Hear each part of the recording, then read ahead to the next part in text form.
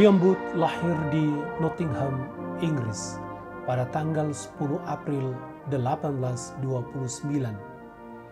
Ia memulai karir pelayanannya pada tahun 1852 di usia yang ke-23 tahun. Ia masuk ke pusat latihan Methodist New Connection Church dan diangkat menjadi pendeta sebuah gereja di London. Misi utamanya adalah untuk memenangkan sebanyak mungkin orang yang terhilang di kota London dan membawa mereka kembali kepada Kristus. William Booth pergi ke jalan-jalan di kota London untuk mengkhotbahkan Injil Yesus Kristus kepada para tunawisma, orang lapar, orang miskin, dan mereka yang tersingkirkan. William Booth meninggalkan konsep konvensional tentang gereja. Ia tidak hanya menggunakan mimbar dalam gedung gereja untuk mengabarkan pesan Tuhan, tetapi ia juga ingin membawa pesan Injil itu kepada orang-orang di luar gereja, mereka yang tidak memiliki akses untuk datang ke gereja karena kemiskinan dan juga status sosialnya. Semangatnya menyebabkan perselisihan dengan para pemimpin gereja di London yang lebih menyukai cara tradisional. Akibatnya, ia menarik diri dari jabatannya di gereja dan menjadi seorang penginjil. William Booth melakukan perjalanan ke seluruh Inggris untuk mengadakan pertemuan penginjilan. Istrinya Catherine adalah kekuatan besar dalam pelayanan bala keselamatan. Pada tahun 1865, William dan Catherine Booth diundang untuk mengadakan serangkaian pertemuan penginjilan di kota London bagian timur. Dalam perjalanan itu, Catherine Booth meyakini bahwa Tuhan telah menuntun mereka ke daerah di mana Tuhan ingin mereka menancapkan patok-patok awal pelayanannya.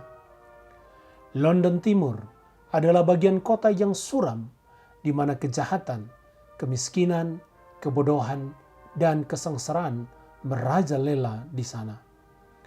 Orang-orang ini merupakan masyarakat yang terhilang, dan William Booth teringat bahwa Tuhan Yesus telah datang untuk mencari dan menyelamatkan mereka yang terhilang.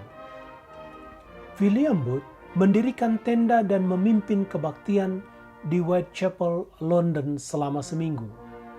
Kebaktian ini sangat berhasil, sehingga kemudian dilanjutkan terus-menerus selama berminggu-minggu. Banyak orang yang tidak percaya dan orang-orang berdosa kemudian dibawa kepada Tuhan. Di antaranya adalah para pencuri, pelacur, penjudi, dan pemabuk. Jemaat yang dilayani oleh William dan Catherine Booth adalah orang-orang yang miskin. Kepada merekalah William dan Catherine mengkhotbahkan akan harapan dan keselamatan di dalam Yesus Kristus. William Booth mendorong mereka yang telah bertobat untuk ke gereja dan mendapat bimbingan rohani lebih lanjut. Namun, gereja pada waktu itu tidak dapat menerima mereka karena status sosial yang mereka miliki. William Booth merasa terpanggil untuk menggembalakan orang-orang ini, sehingga kemudian mereka membentuk sebuah persekutuan yang dinamakan The Christian Mission. Pada tahun 1867, William Booth hanya memiliki 10 pekerja penuh waktu.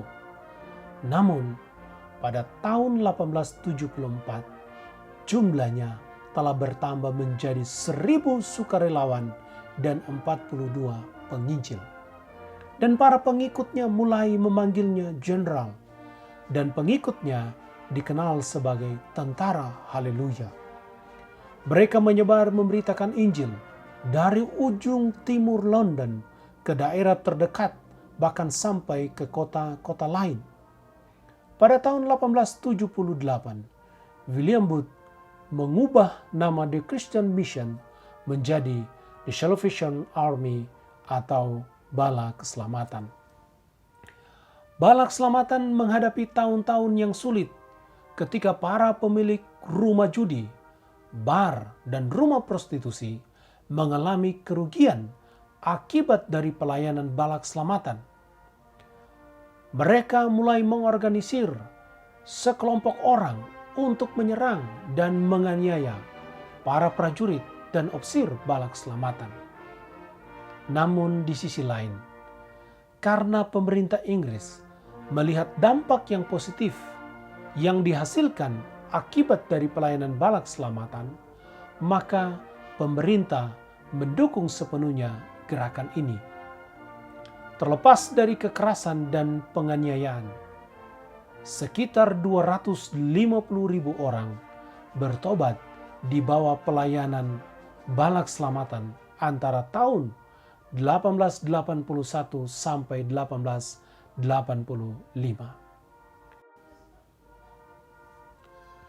Tanggal 4 Oktober 1890, Catherine, istri William Booth, naik ke kemuliaan Tuhan. William Booth kemudian menyusul pada tanggal 20 Agustus 1912 pada usia yang ke-83 tahun. Pada waktu William Booth meninggal, jalan-jalan di kota London penuh dengan orang-orang yang mengiring pemakamannya, dan pesan-pesan penghormatan datang dari seluruh dunia untuk mengenang perjuangan William Booth. Bala Keselamatan saat ini terus bergerak melayani di 131 negara dengan 3 misi utama. Pertama, pesan yang disampaikan berdasarkan pada Alkitab. Kedua, pelayanan yang dilakukan dimotivasi oleh kasih Kristus.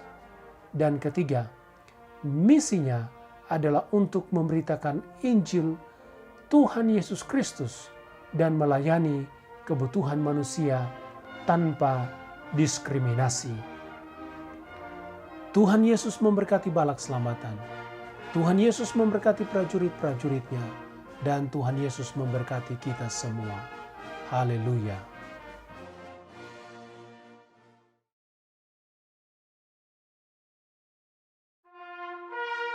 Sebagian orang berambisi pada bidang seni.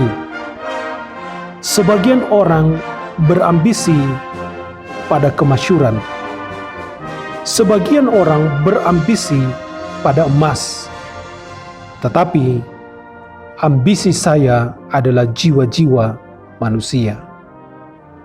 Saya menganggap bahaya utama yang menghadang abad yang akan datang adalah agama tanpa Roh Kudus, kekristenan tanpa Kristus, pengampunan tanpa pertobatan, keselamatan tanpa regenerasi, politik tanpa Tuhan, dan surga tanpa neraka.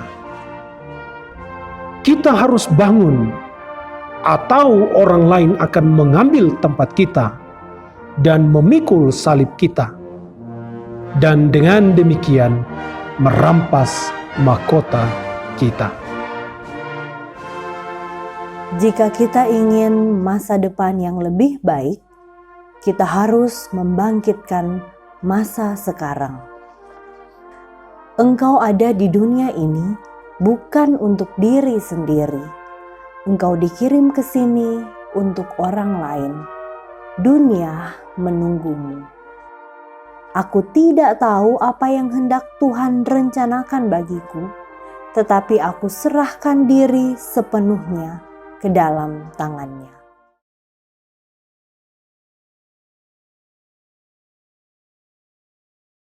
Haleluya, terpujilah nama Tuhan, kekal kebaikan-Nya untuk selama-lamanya.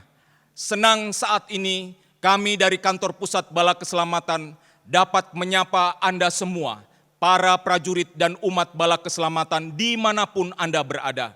khususnya hari ini, kita akan menyatukan penyembahan kita melalui ibadah online ini. Dan kita akan merayakan kebesaran kasih setia Tuhan melalui hari pembangun dan juga melalui pemeliharaannya yang sempurna bagi kita semua orang-orang percaya. Saya yakin bahwa dimanapun Anda berada pada saat ini, lawatan Allah terjadi dan kehidupan Anda diubahkan, dan keluarga kita, siapa saja yang menjadi bagian dalam hidup kita, mereka akan mengalami berkat dan pemeliharaan Tuhan. Saya akan membacakan Mazmur 135 ayat 1 hingga ayatnya yang ketiga. Haleluya, pujilah nama Tuhan, pujilah hai hamba-hamba Tuhan, hai orang-orang yang datang melayani di rumah Tuhan, di pelataran rumah Allah kita. Pujilah Tuhan, sebab Tuhan itu baik, bermazmurlah bagi namanya, sebab nama itu indah. Mari kita berdoa. Ya Allah, Bapa kami yang bertahta dalam kerajaan sorga, Allah yang kami panggil dalam putra-Mu yang tunggal Yesus Kristus, saat ini kami datang kepadamu melalui ibadah ini, bersyukur untuk rahmat dan kasih setia-Mu yang tidak pernah berkesudahan dalam kehidupan kami, bersyukur untuk berkat-Mu yang Engkau curahkan atas bala kami, sehingga pada saat ini kami dapat memperingati hari pembangun. Dan juga bersyukur ya Bapa, karena dalam segala keadaan Engkau ada bersama-sama dengan kami, sehingga pada saat ini kami boleh diperkenankan kembali untuk dapat beribadah di tempat kami masing-masing, khususnya di Korops di mana kami berada. Kami percaya ya Tuhan, bahwa melalui ibadah ini, maka seluruh umat akan diberkati oleh Tuhan. Lawatan Allah terjadi, sehingga mereka boleh merasakan kekuatan dan peneguhan daripada-Mu saja. Di dalam nama Yesus Kristus kami naikkan doa ini. Amin. Kita akan menyanyi nyanyian nomor 21 ayat 1, 3, dan 4.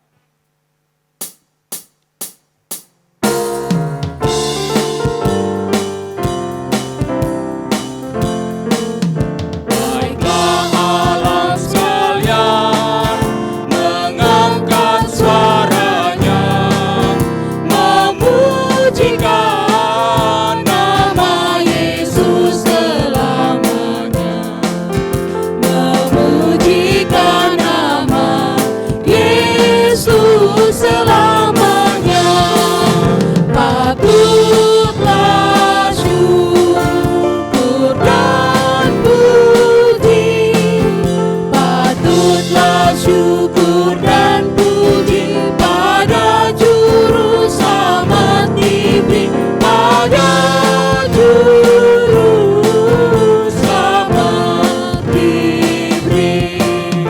Orang dosa dengar suara Tuhanmu,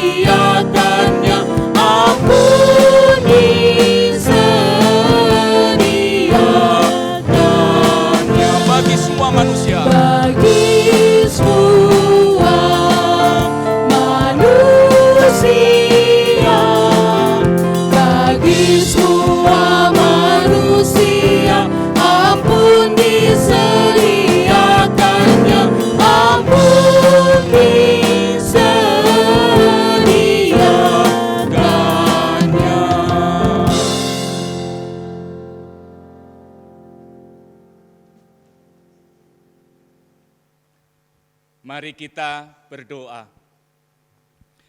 Bapa kami yang bertahta di dalam kerajaan sorga, Bapa yang kami sembah di dalam nama Tuhan Yesus Kristus, segala pujian, hormat, dan syukur kami naikkan di hadapan-Mu ya Tuhan, oleh karena kebesaran dan keagungan yang mengatasi langit dan bumi.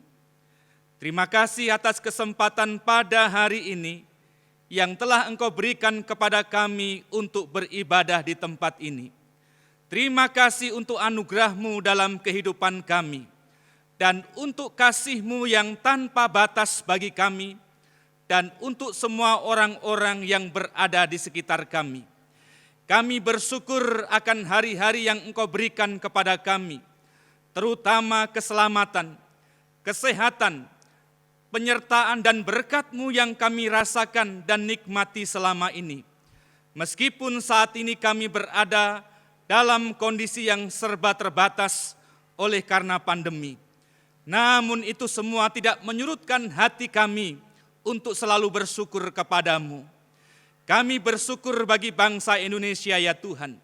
Kiranya Engkau berkati negeri yang kami cintai ini dengan keamanan, kedamaian, dan kesejahteraan. Kami bersyukur untuk gereja-Mu, Bala Keselamatan dimanapun berada, yang telah dibangun dan dirintis oleh hamba-Mu, Jenderal William Booth. Terima kasih ya Tuhan, karena sampai saat ini pelayanan Bala Keselamatan sudah berdampak dan dapat menjadi terang dan garam dimanapun pelayanan itu berada. Biarlah kiranya roh dan api semangat dari pembangun Bala Keselamatan ini senantiasa dapat kami teladani, sebagaimana moto pelayanan kami, hati kepada Allah dan tangan terulur kepada sesama. Masih ada begitu banyak pekerjaan dan pelayanan bagi sesama yang harus dikerjakan. Olehnya, biarlah sebagaimana janji-Mu, diberkatilah orang yang mengandalkan Tuhan, yang menaruh harapannya kepada Tuhan. Mohon berkat-Mu ya Tuhan bagi para pemimpin Bala Keselamatan, baik yang ada di KPI London dan juga KPT Bandung. Biarlah kiranya Tuhan akan menopang pelayanan hamba-hamba-Mu ini, menjadi alat perpanjangan tangan Tuhan untuk menjangkau setiap jiwa dan menjadi berkat bagi sesama. Mohon berkat-Mu bagi seluruh jemaat Tuhan dimanapun berada. Kiranya Tuhan akan memelihara dan menopang kehidupan mereka dari hari ke hari dengan kasih-Mu ya Tuhan. Inilah doa syukur kami panjatkan di dalam nama Tuhan Yesus, Juru Selamat dan Penolong kami yang hidup. Amin. Mari kita akan menyanyi pujian nomor 354 dan kita akan menyanyi ayat yang pertama dan ayat yang ketiga.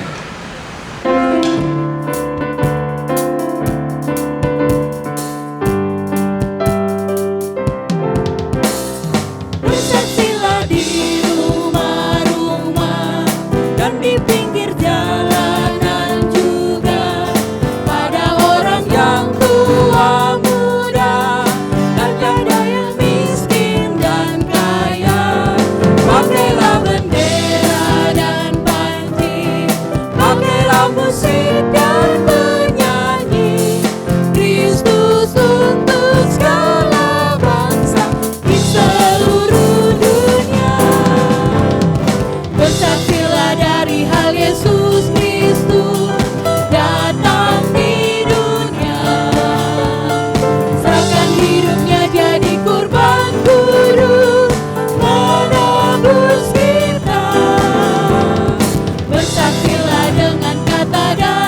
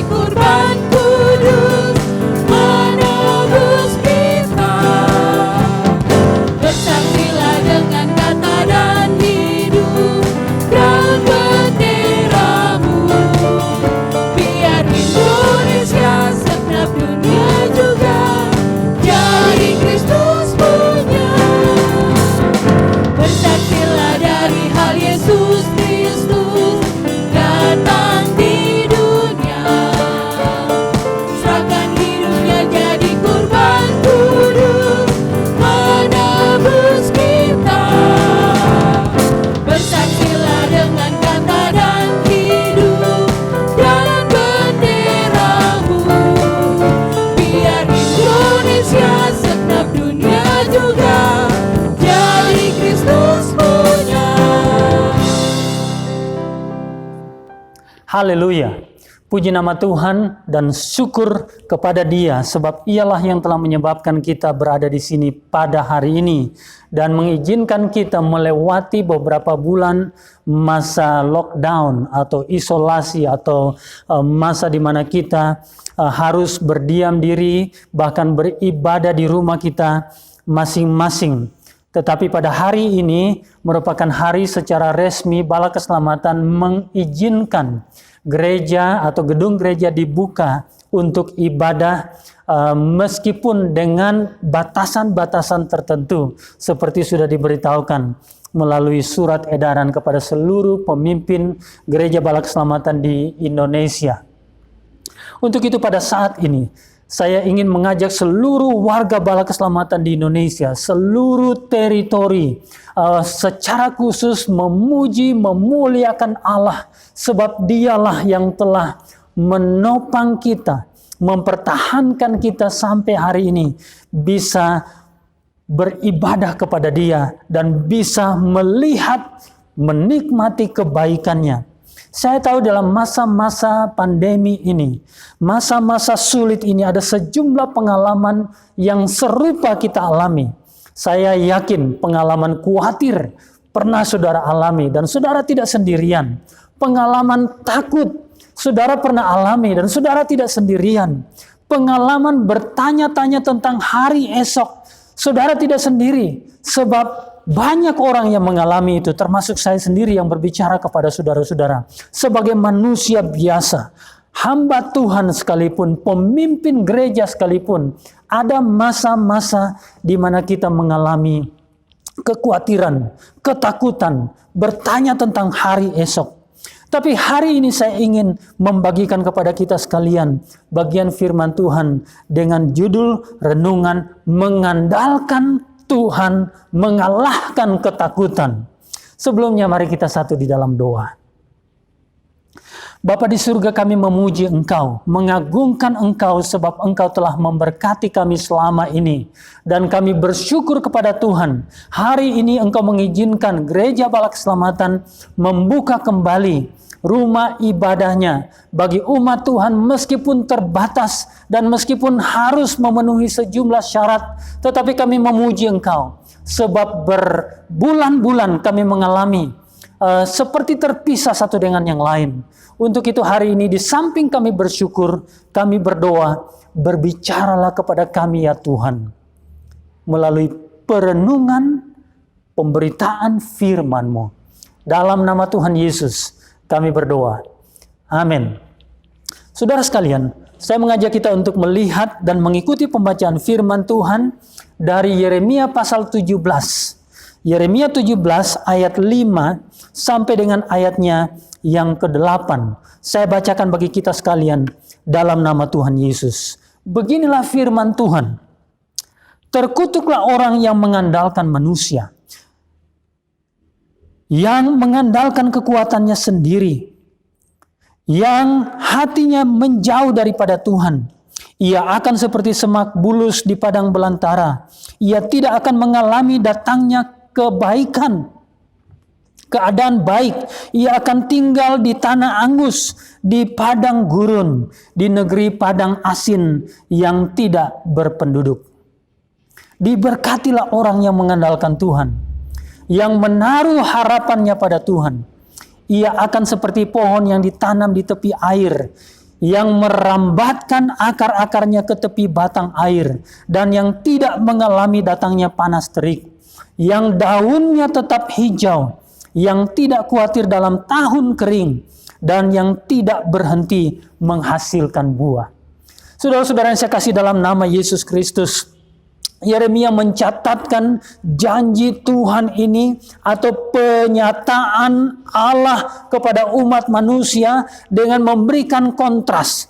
Ketika manusia mengandalkan dunia ini, mengandalkan dirinya sendiri, atau mengandalkan kekayaan, harta, pengetahuan, pengalaman, maka mereka seperti pohon atau seperti semak belukar yang berada di tempat yang kering yang tidak akan bisa bertahan.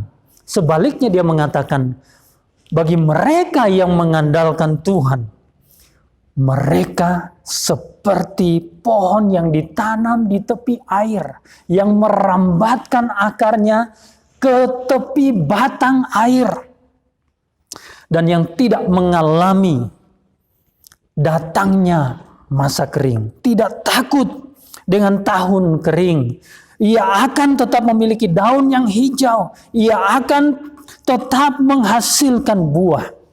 Itulah berkat bagi orang yang mengandalkan Tuhan.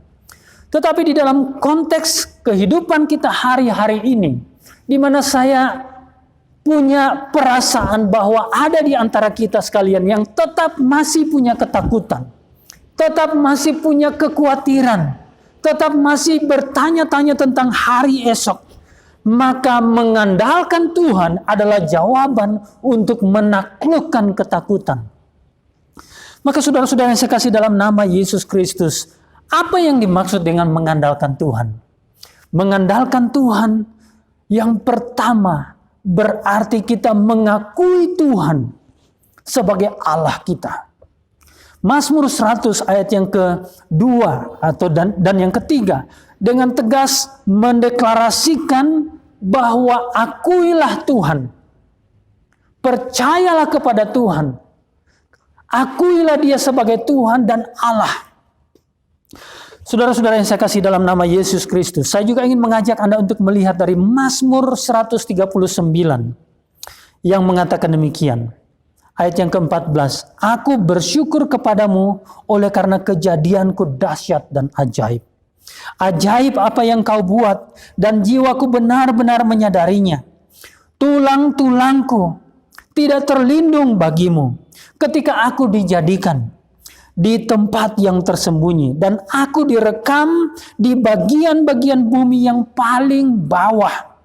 Matamu melihat selagi aku bakal anak, dan dalam kitabmu semuanya tertulis hari-hari yang akan dibentuk sebelum ada satupun daripadanya. Tuhan menghitung hari-hari kita. Tetapi sebelum kita sampai ke situ, saudara-saudara sekalian, kalau kita mengakui Tuhan adalah Allah, pencipta langit dan bumi, seringkali kita melihat ada dua kata yang digunakan secara khusus, yaitu kata Tuhan dengan semua huruf besar dan kata Allah. Saudara-saudara, itu berbicara tentang Tuhan Elohim, pencipta langit dan bumi, yang menciptakan saudara dan saya menurut peta dan teladannya. Tetapi Dia juga adalah Yehova, yaitu Allah yang memelihara kita, Allah yang menuntun kita, Allah yang memiliki koneksi, kedekatan dengan umat yang percaya kepadanya. Maka saudara-saudara sekalian, kalau kita mengakui Dia sebagai Tuhan, pencipta langit dan bumi, yang telah membentuk kita sejak di kandungan ibu kita, yang mengenal kita sebelum kita bakal anak sekalipun, saudara-saudara sekalian, maka itu akan menolong kita untuk mengalahkan ketakutan. Sebab mengandalkan Tuhan berarti mengakui Allah kita, pencipta langit dan bumi, yang adalah pencipta kita, yang membentuk kita. Bahkan pada bagian tadi saya membacakan bagi kita sekalian dari Mazmur 139, khususnya ayat 16 yang mengatakan, matamu melihat selagi aku bakal kanak, dan dalam kitabmu semuanya tertulis hari-hari yang akan dibentuk sebelum dijadikan. Saya punya pengalaman pribadi tentang ayat-ayat ini secara khusus. Pada awal-awal dari pandemi, ketika lockdown itu diberlakukan, PSBB harus kita taati. Saudara-saudara yang saya kasih dalam nama Yesus Kristus, ada hari-hari, ada malam-malam yang panjang bagi saya, dan saya merasakan ada tanda tanya besar di dalam diri saya. Mungkinkah saya akan melewati hari-hari ini? Mungkinkah saya akan berkemenangan? Bagaimana saya memimpin gereja Bala Keselamatan di Indonesia yang begitu besar dengan segala keterbatasan saya? Saya bertanya tentang kesehatan saya. Bagaimana dengan keluarga saya? Saudaraku, ayat ini berbicara kepada saya. Dan saya mencatat di sini secara khusus ayat yang ke-16. Mata Tuhan melihat aku selagi aku bakal anak. Bahkan hari-hariku, bulan-bulan, tahun-tahunku di masa yang akan datang ada di dalam tangan Tuhan. Untuk itu, mengapa saya harus khawatir? Bahkan saya menulis catatan kecil dengan tulisan tangan saya. Saudara-saudara, saya mengatakan, Yusak, engkau secara ajaib telah diciptakan oleh Tuhan. Sama dengan saudara. Saudara ajaib telah diciptakan oleh Tuhan. Maka akuilah dia sebagai Tuhanmu, sebagai penciptamu, tetapi juga sebagai pemelihara yang selalu terhubung selama engkau percaya kepadanya. Yang kedua, mengandalkan Tuhan berarti meyakini bahwa Ia memiliki rencana bagiku. Meyakini bahwa Ia telah menyusun rencana bagi kehidupanmu. Engkau tidak lahir hanya sekedar lahir untuk hidup. Saya tidak lahir dan diciptakan oleh Tuhan dan lahir hanya sekedar untuk lahir, hidup, makan, dan menjalani kehidupan sehari-hari. Allah punya tujuan khusus bagi masing-masing kita. Dan kita perlu meyakininya. Sebab kita ini buatan Allah. Yang diciptakan Allah dalam Kristus Yesus. Untuk melakukan atau mengerjakan perbuatan-perbuatan baik yang telah dipersiapkan Allah bagi kita sebelumnya. Dan Ia mau supaya kita hidup di dalamnya. Efesus 2 ayat yang ke-10. Dan bahkan Yeremia sendiri mengatakan, menulis, memberitahukan kepada bangsa Israel di dalam Yeremia pasal 29 ayat yang ke-11. Sebab aku tahu rancangan-rancangan apa yang ada padaku mengenai kamu, mengenai engkau. Demikianlah firman Allah. Yaitu rancangan damai sejahtera dan bukan rancangan kecelakaan. Untuk mendatangkan hari depan yang penuh harapan. Saudaraku, yakinlah bahwa engkau ada karena Allah punya rencana bagimu. Sehingga dengan demikian, kalau engkau mengandalkan Tuhan, percaya sungguh kepada Dia, maka Ia akan menuntun engkau menuju menyelesaikan rencana yang telah disiapkannya bagimu. Untuk itu tetaplah hidup mengandalkan Tuhan. Yang ketiga, yang terakhir, saya sangat yakin kalau kita mau mengandalkan Tuhan, mengalahkan ketakutan, kekhawatiran, maka kita juga perlu yakin bahwa Allah di dalam Yesus Kristus telah menaklukkan setiap raksasa kehidupan ini. Beberapa minggu yang lalu kita pernah mendengarkan khotbah dari Mayor Eric Cape berbicara tentang mengalahkan atau menaklukkan raksasa. Dan banyak kita memahami pengalaman daripada Raja Daud ketika dia masih muda belia mengalahkan Goliat. Seringkali kita menangkap pemahaman bahwa Daud itu adalah seperti kita. Kalau kita datang di dalam nama Tuhan, maka kita akan mengalahkan Goliat. Tapi izinkan saya pada hari ini secara khusus memberikan pemahaman kepada kita bahwa Daud adalah refleksi daripada peristiwa Kristus telah mengalahkan kematian. Kristus telah mengalahkan ketakutan. Kristus telah mengalahkan Goliat, raksasa-raksasa manusia yang tidak mungkin kita taklukkan dengan kemampuan kita sendiri. Tetapi puji nama Tuhan, Kristus telah menaklukkan kematian. Hai maut, di manakah sengatmu? Demikian firman Tuhan. Tidak satu pun dari kuasa dunia ini lagi sanggup mengalahkan kita. Karena Kristus telah menaklukkannya. Sudah seringkali kita berpikir kita yang harus berperang. Dan tidak heran kalau kita takluk, kita dikalahkan. Karena kita berpikir kita sanggup melakukannya. Kita berpikir kita sanggup menyelesaikannya dengan kemampuan kita sendiri.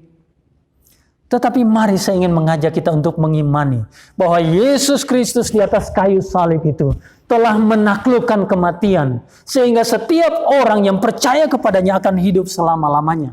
Itu berarti jika engkau berpegang kepada Yesus, terima Yesus sebagai Tuhan dan Juru Selamatnya, tetap setia percaya kepada Dia, maka kehidupan yang kekal adalah milikmu. Amin. Haleluya.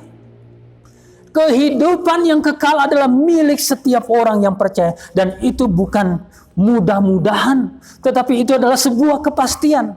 Sehingga dengan demikian, apapun keadaan hidup kita hari-hari ini, apapun situasi kita, apapun keadaan ekonomi kita, kita punya satu hal yang pasti, bahwa Kristus telah menaklukkan raksasa kematian itu. Sehingga kita adalah orang-orang yang punya jaminan kehidupan selama-lamanya. Sehingga meskipun pandemi, meskipun ada virus, meskipun ada sakit penyakit, kita punya pengharapan yang kekal di dalam Yesus Kristus, yaitu kehidupan yang kekal. Untuk itu yakinlah bahwa Tuhan telah menyediakan kemenangan itu bagi kita sekalian, karena Kristus telah melakukannya bagi kita. Bagaimana caranya? Rasul Paulus menulis kepada jemaat di Filipi. Cara praktis mengandalkan Tuhan, saya mempraktekannya beberapa minggu yang lalu atau bahkan bulan yang lalu. Filipi pasal 4 ayat 6 sampai dengan ayat yang ke-7. Janganlah khawatir tentang apapun juga, tetapi nyatakanlah dalam segala hal keinginanmu kepada Allah dalam doa dan permohonan dengan ucapan syukur. Lalu ayat yang ke-7 mengatakan, damai sejahtera Allah yang melampaui segala akal akan memenuhi hati dan pikiranmu dalam Kristus Yesus. Ini merupakan janji yang sangat indah. Tapi ada hal-hal secara praktis yang perlu kita lakukan. Kita perlu datang kepada Tuhan. Kalau kita mengandalkan Tuhan, kita datang kepada Dia, menyerahkan segala kekhawatiran kita. Apa yang saya lakukan pada waktu itu adalah, saya menulis semua kekhawatiran saya. Saya mencatat apa-apa yang saya ragukan. Lalu saya datang kepada Tuhan, berlutut dan mengatakan, Tuhan, ini yang sedang saya khawatirkan. Ini yang sedang saya takuti. Ini yang sedang saya tidak berani menghadapinya. Aku serahkan kepadamu ya Tuhan. Dan nantikan saudara-saudara, kalau kita sungguh-sungguh mengandalkan Dia, menyerahkan semuanya, Dia sendiri yang akan mengerjakannya bagi kita. Tanpa saya sadar, saya bangkit. Tanpa saya menyadarinya, hari-hari saya berubah. Tanpa saya betul-betul memikirkannya, terjadi bagi saya kekuatan baru Tuhan berikan. Semangat baru, iman yang semakin dikuatkan. Meskipun masih tetap kecil, saudara-saudara. Tetapi iman yang kecil itu, saya memuji Tuhan, lebih besar daripada ketakutan. Lebih besar daripada kekhawatiran.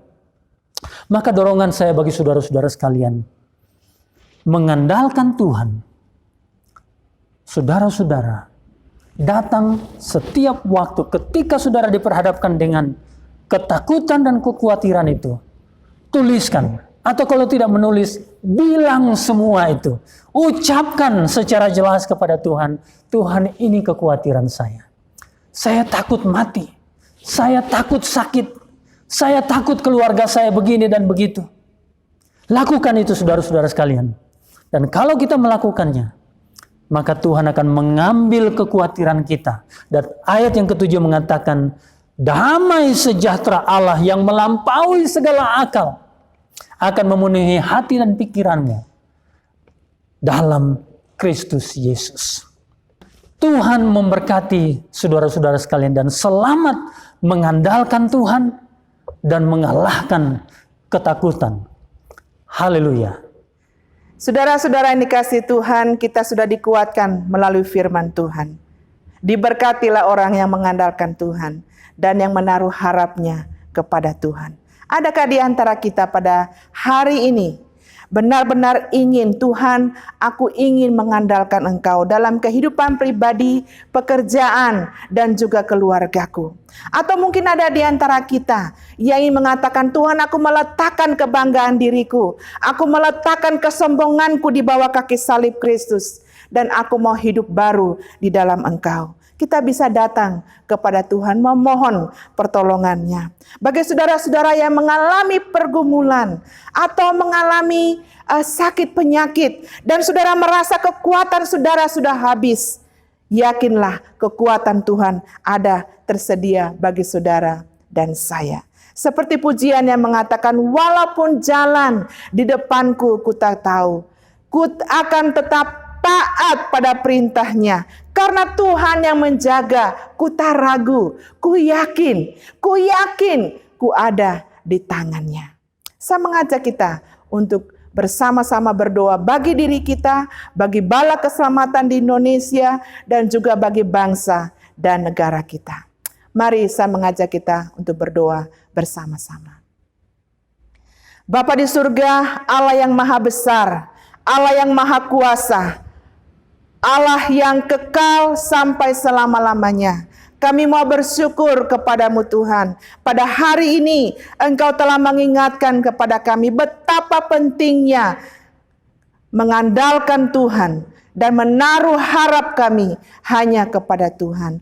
Bapa di surga, pada kesempatan saat ini hamba datang dengan segala kerendahan hati untuk berdoa bagi saudara-saudaraku dimanapun mereka berada, yang pada saat ini mengalami pergumulan dalam hidup pribadi, pergumulan dalam pekerjaan, pergumulan dalam kehidupan rumah tangga dan keluarga.